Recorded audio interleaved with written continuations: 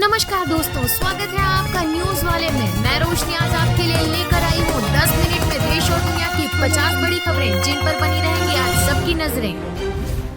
हरकतों से बाज नहीं आ रहा चीन। सियाचिन के पास पीओके में कर रहा सड़क निर्माण। सैटेलाइट तस्वीरों में खुलासा। सड़क का भारत की सुरक्षा पर असर पड़ने की आशंका है। बैलेट पेपर से चुनाव कराने की मांग खारिज। ईवीएम वीवीपीएटी पर्ची का मिलान भी नहीं। सुप्रीम कोर्ट बोला सिस्टम में दखल से बेवजह शक पैदा होगा। ईवीएम से वीवीपीएटी स्लिप की 100% क्रॉस चेकिंग भी नहीं होगी। जम्मू कश्मीर में रामबन गुल मार्ग धंसा। 60,000 लोगों का मुख्य शहर से संपर्क टूटा। बिजली सप्लाई भी ठप। 24 घरों में बड़ी बड़ी दरारें आ गई हैं। घरों की दीवारें और फर्श दरक गए। व्हाट्सएप ने कहा यूजर्स के मैसेज की जानकारी नहीं दे सकते। दबाव बनाया तो भारत छोड़ देंगे। नए आईटी नियमों का विरोध कर रही कंपनी ने दिल्ली हाईकोर्ट में कहा कि अगर उसे मैसेजेस एन्क्रिप्शन तोड़ने के लिए मजबूर किया गया तो वो भारत से चला जाएगा। चुनाव आयोग से नोटिस के बावजूद जेपी नड्डा बोले कांग्रेस और इंडी गठबंधन का छुपा हुआ एजेंडा है कि एससी, एसटी और ओबीसी के अधिकारों को छीनना और मुसलमानों को देना है। अमित शाह ने कहा कि पीएम मोदी के नेतृत्व वाली सरकार ने देश से नक्सलवाद और आतंकवाद को खत्म कर दिया है। उन्होंने कहा कि अगर बीजेपी केंद्र में सत्ता में आती है तो उनकी सरकार देश में समान नागरिक संहिता लागू करेगी। ऑस्ट्रेलिया के तट पर फिर फंसी 160 पायलट व्हेल। 29 की मौत, 130 को रेस्क्यू किया गया। प्लेन और नावों से की जा रही निगरानी। इनमें ज्यादातर मादा व्हेल्स और उनके बच्चे शामिल थे।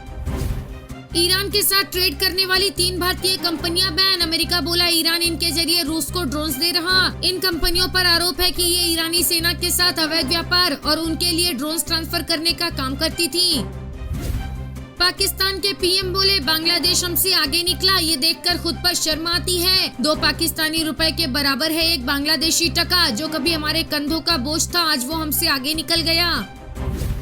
आईसीआईसीआई बैंक की आई मोबाइल ऐप में टेक्निकल खामी। 17,000 नए क्रेडिट कार्ड की डिटेल्स लीक हुई। बैंक ने कहा एरर की वजह से किसी भी मिसयूज की घटना नहीं। अगर आगे किसी भी यूजर्स के साथ ऐसा होता है तो बैंक ने वित्तीय नुकसान के लिए मुआवजा देने का वादा किया है। केजरीवाल को तिहाड़ में रोजाना दी जा रही 4 यूनिट इंसुलिन। एम्स के 5 डॉक्टर की टीम रखेगी हेल्थ पर नजर। केजरीवाल को 22 अप्रैल से रोजाना दोपहर के खाने के पहले 2 यूनिट इंसुलिन की लो डोज और रात में डिनर के पहले 2 यूनिट इंसुलिन की लो डोज दी जा रही है।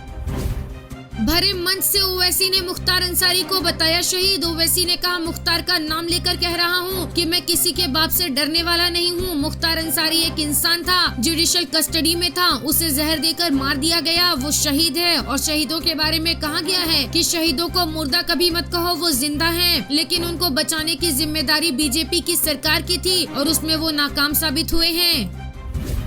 बागेश्वर धाम वाले पंडित धीरेन्द्र कृष्ण शास्त्री के भाई शालिग्राम गर्ग ने अपने साथियों के साथ मिलकर टोल प्लाजा कर्मियों के साथ मारपीट की। इसके बाद मौके से फरार हो गए। पुलिस ने शालिग्राम सहित 10 लोगों के खिलाफ केस दर्ज कराया है। पीएम मोदी पर 6 साल चुनावी बैन लगाने की मांग। भगवान मंदिरों के नाम पर वोट मांगने का आरोप। दिल्ली हाईकोर्ट में सुनवाई 29 अप्रैल को। याचिकाकर्ता का आरोप है कि पीएम नरेंद्र मोदी ने आचार संहिता का उल्लंघन किया है। आपको हमारा वीडियो पसंद आया हो तो लाइक, शेयर और सब्सक्राइब करना ना भूलें।